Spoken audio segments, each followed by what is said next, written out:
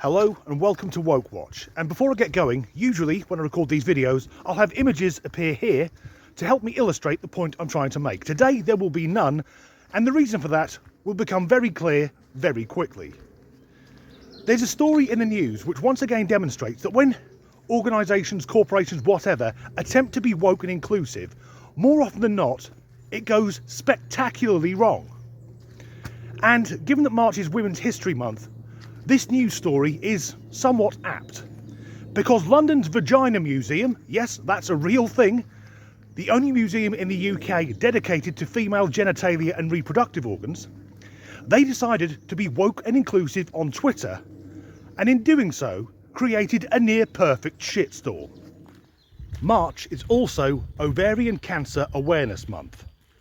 So, the museum tweeted out, saying, first of all, they would be using gender-neutral language, so that's the Vagina Museum using gender-neutral language, before going on to explain that most of the people who get ovarian cancer are women. So let's clarify, most of the people who get cancer of the ovaries are female. I confess, I've never worried that I might get ovarian cancer. In the same way, I don't think I'll get cervical cancer. Hell, I've never even been for a smear test. I don't worry about my fallopian tubes or my uterus because I'm a man and I know I don't have those organs. I think we all know what's going on here. The museum is using gender-neutral language, lest it draws the wrath from the people who say some men have periods, the gender non-binary, the gender fluid, and of course the cool trans kids. But ovarian cancer is fucking serious. It kills thousands of women every year. So in this instance, isn't it more important to be accurate rather than pandering to the delusions of people who choose to live in make-believe? And it's not the first time that the museum has done something this stupid.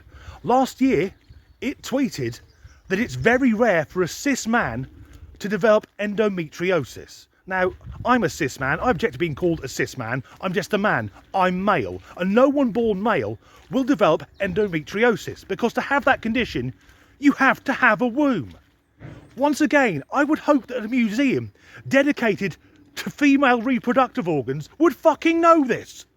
Earlier this year, the Vagina Museum had to relocate. It had to downsize because it wasn't getting the visitors it used to. Why is that? Well, maybe a museum about female genitalia, maybe the clitoris was near the entrance and most men couldn't find it. Ladies, note I said most men.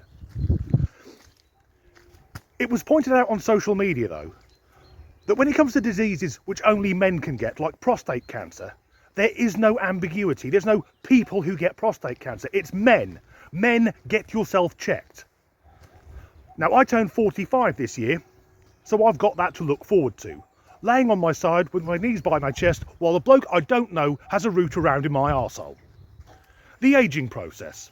I don't recommend it. Anyway, the backlash on Twitter was so phenomenal that the Vagina Museum has had to turn off comments on every tweet it's ever posted. And if you're looking for the Vagina Museum now, it doesn't take you straight to their page. You have to navigate to it by things which other people have written about them. But when you find their page and have a look at the threads before they were deactivated, most of the comments say the same thing. Almost all of the comments were by women using words like degrading and belittling. And even as a man, I can see how it's insulting, because if we're changing language to talk to half of the human race like they're second-class citizens, just because a tiny percentage of that half of the human race say that they're non-binary or gender fluid, or they've got mental health problems that are so severe that they choose to cut their breasts off and smash themselves full of so much testosterone they've got a beard like mine, in the hope that those problems will go away. Sorry, when wokeness trumps reality, we've got a problem. Given the unique nature of the Vagina Museum, I would have thought all the staff there would be more than au fait with women's rights and women's bodies, and I think they probably are. The dilemma, though, is when they take to Twitter, do they risk pissing off every woman who visits their page, or do they risk triggering the woke mob? And we know which would be worse. So, hundreds of women took to Twitter to vent their fully justifiable anger. But here's what they didn't do. They didn't demand that the museum be cancelled. They didn't dox or send death threats to the employees of the museum. They didn't organise a loud, violent protest and invite the morons from Antifa down to kick the shit out of anyone who doesn't agree with them. And they didn't burn the museum to the ground. If the Anti-Everything Brigade had got involved, some, if not all of those events would have taken place. Nonetheless, I view this as a positive story, because once again, it's a pushback against the disease of wokeness. And importantly, once again, it's women who are doing it. And that's important because wokeness disproportionately affects women over men. The language isn't being changed to erase men.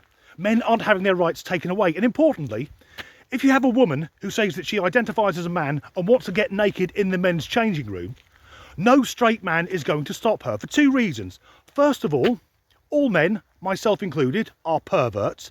And secondly, a woman in a men's space doesn't represent a physical threat. A man in a woman's space does. I said this in a video a few weeks ago and I'll say it again. In my opinion, ladies, you need to lead the fight against wokeness. Men can't do it, particularly men like me, straight middle-aged white guys. In fact, anyone who was born with a cock and balls who still identifies that way, if they say anything against the woke narrative, all the ists and the isms will come out and we're all bigots and fascists, etc. Whereas when women go against it, it's very unpleasant. You will be labelled as TERFs and you will be sent threats of physical and sexual violence. The thing is though, the abuse towards women who are labelled as TERFs is being well documented. And at some point, the woke mod are going to have that backfire on them and blow their fucking heads off. Obviously, with the comments being turned off on Twitter, there's nothing more to say about this story.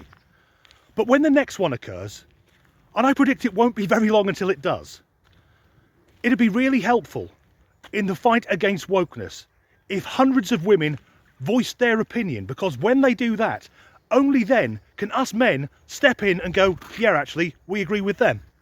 So that was London's Vagina Museum. But did you know, also in England's capital, there's a place that displays dicks all day, every day. It's called the Houses of Parliament. As ever, thanks for watching.